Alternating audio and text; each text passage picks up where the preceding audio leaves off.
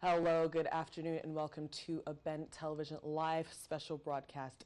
This afternoon, we are so excited to be joined by two esteemed guests here who are today speaking about Jamaica celebrating itself in the diaspora, and of course, more specifically, about the Adopt a Clinic initiative, which is completely backed by the Ministry of Health and, of course, supported by the UK Jamaican High Commission. With me today, I am joined by the CEO of Adopt a Clinic, Mr. Paul Harrison, and of course, His Excellency, should I say, Seth George Ramekin.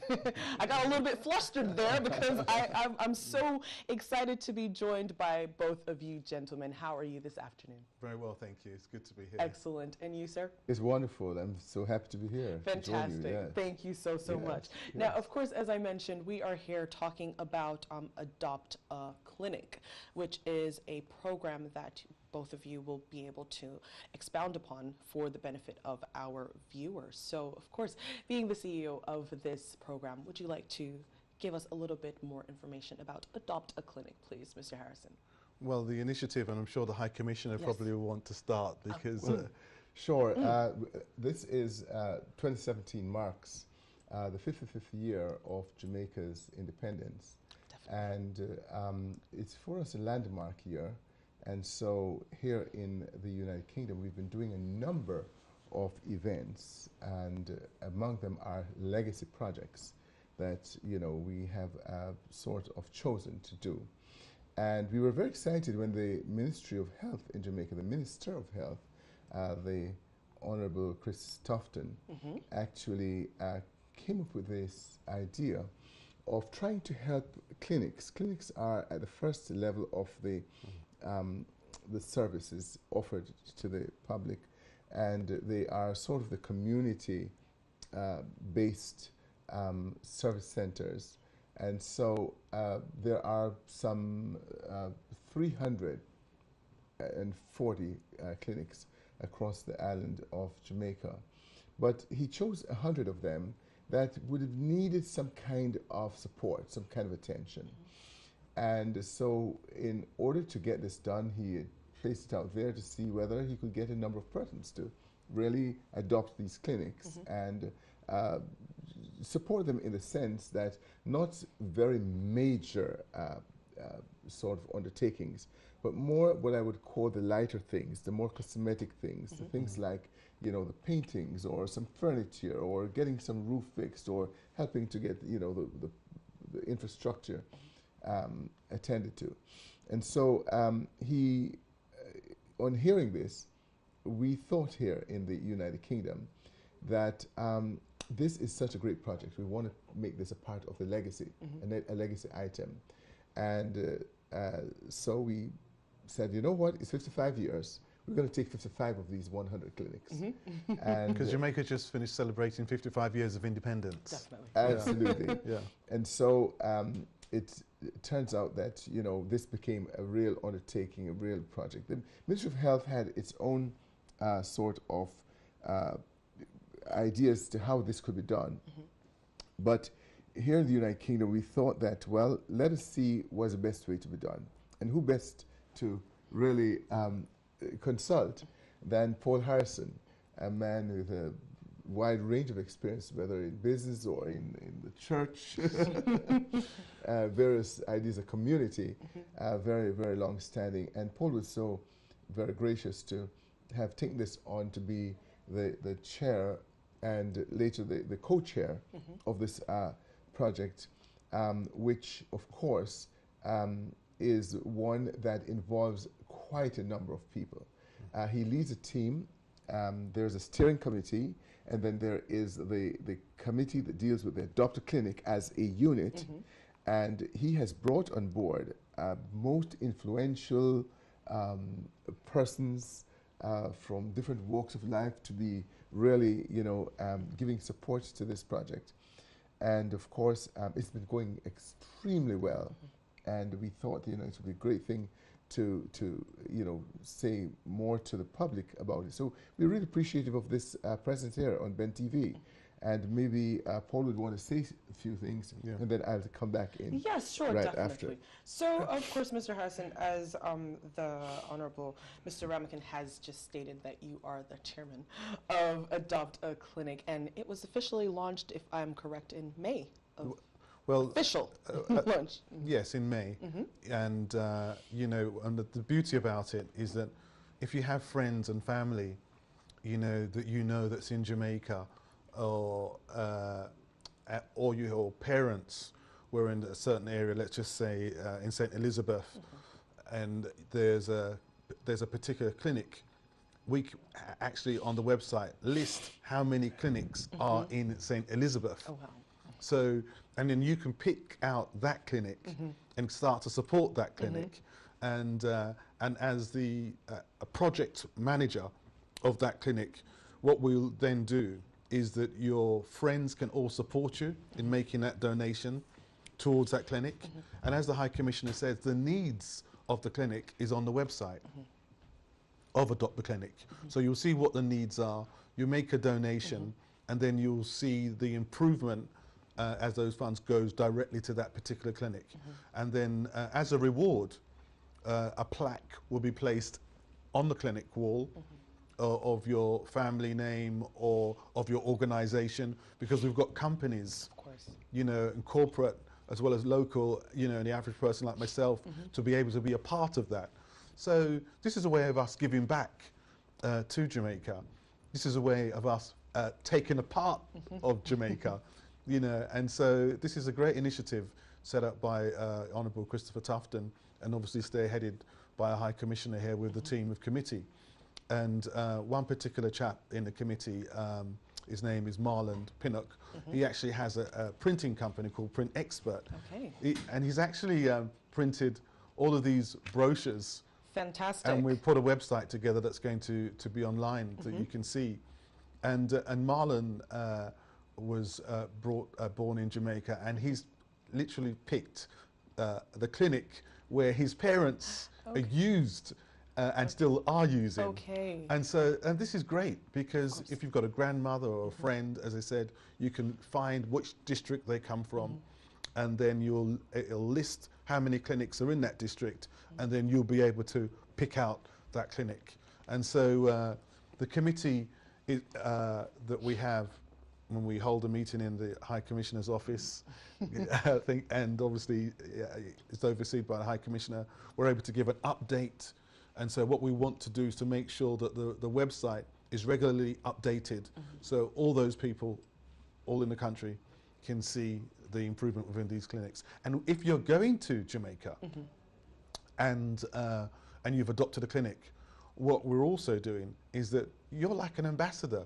You can visit that clinic and say, you know, this is who we are representing, and we're supporting that clinic. We will make sure that the person who's in charge, the office manager or the clinical person, will know that you're coming, and they'll greet you, and they'll be glad to see you because you're supporting that clinic.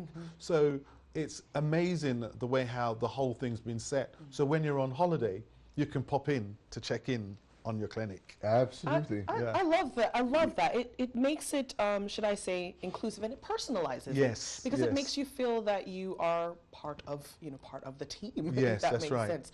For people that are interested in perhaps becoming, should I say, part of this initiative by donating or, as you said, adopting a clinic, how would they be able to do so? Well, as I said, the website is set up, so you're able to go online and make your donation, how much you would like to donate. Obviously, there's a figure. We would like to have an objective. It's always good to have an objective. And if we was to able to raise £5,000 per clinic, then we would be able to cater to some of those needs in the clinic. And that's like a target that we've set. So within a group, let's say you decided to adopt a clinic, and then you've got some of your friends to assist you, so it's not necessarily you by yourself. But then your friends will be able to donate to that particular clinic, and you'll be able to reach your 5,000 target. And obviously the Jamaican Embassy. Right. So here's how it works, as Paul was explaining. The clinics are distributed across parishes in Jamaica. And somehow people feel a sort of affinity, a kind of sentiment about the parish to which they belong. Definitely. So you can go on the website and just look for your parish and look for the clinic that is closest. Maybe it's a clinic that your parents used to take you to, or maybe it's a clinic that, you know, your parents are, you know, would have loved for you to support. And you go right there, as Paul explained. It is all automated. You can you click on it, and whether it's through PayPal or whatever, you know, you can make your donation to that clinic. And what happens is the persons who have adopted the clinic, they are charged with trying to get traffic to go to their clinic. So they can go there and actually, you know, send an email blast out to their friends and say, good, please visit, you know, my clinic, this particular clinic. Or you could say, listen, if you are from Manchester or if you are from Clarendon, please visit the clinic here in you know, in Mandeville or wherever. And in this way, you know, you can promote it.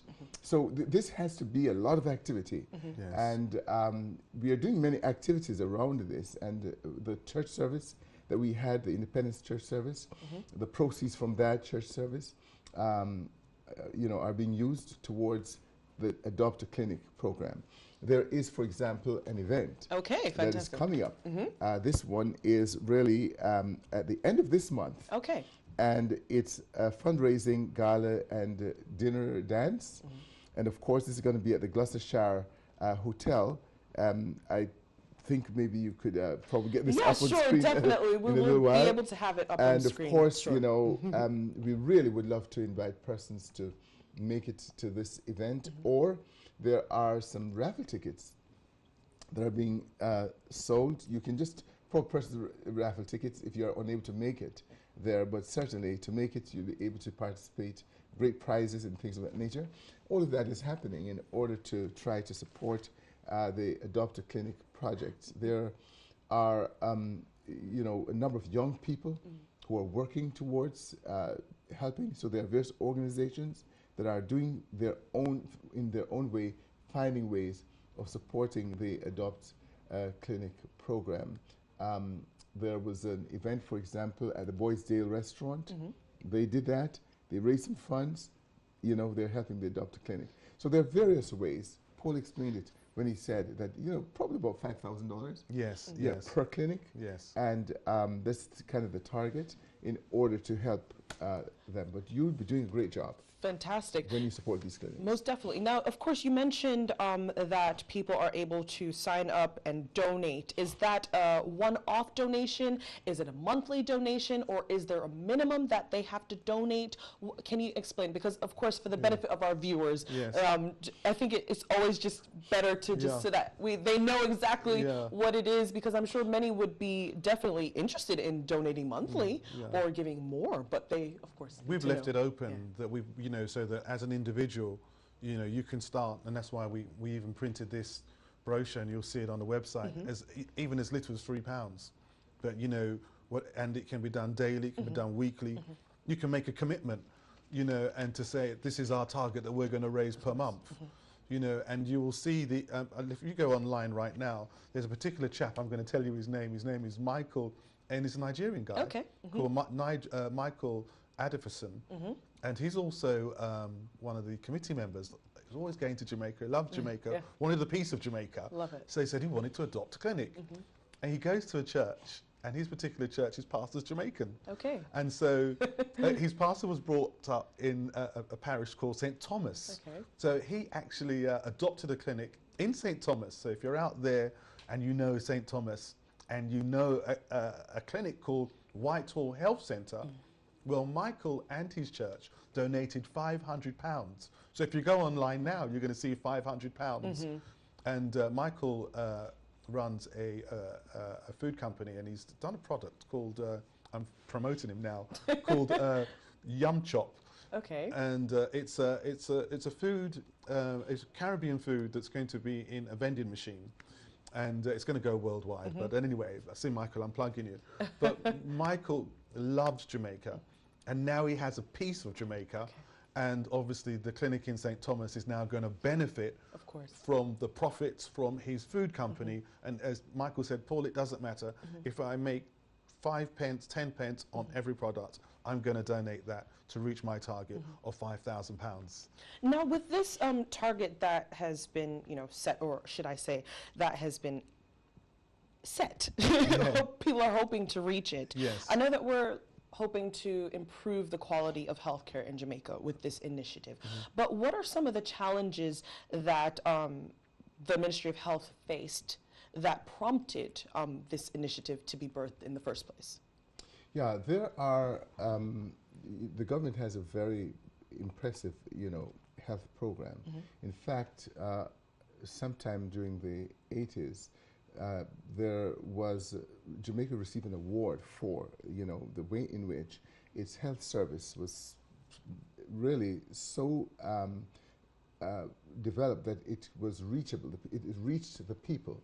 Because when I tell you that there are about 340, 350 clinics in, spread across these 14 parishes, it's almost every district there is, and that is really good. It is. But over time, these buildings, they wear down. Over time, the economy has not been able to meet completely the demands that are to maintain these centers. And so it is from that perspective that the need arose. And we really believe that there are ways in which the Jamaicans overseas, the Jamaican diaspora, they are very, very much connected. They are very much committed to supporting and to helping Jamaica in various ways. And this is one of the projects. I'm very, very sure that any person you speak with and you say a clinic, because that's where children are taken. That's where the mothers in the villages go. It really is. And so the service, to bring that service close to the people, that you don't have to travel distances and hours in order to get medical attention.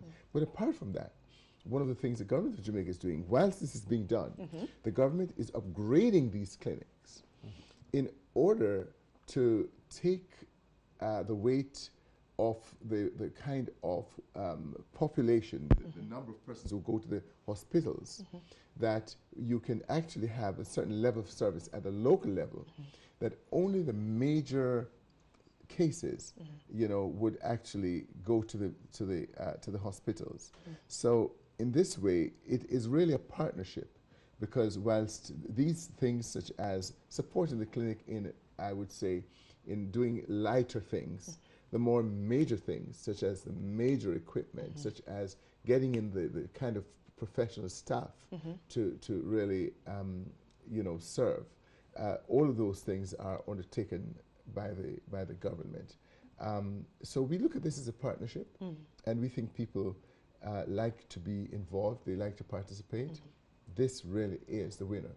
It is the education and health are the two areas that once you begin to support, the life of children and families, that's how you help Jamaica, and of course Jamaica is on the verge of becoming a developed country.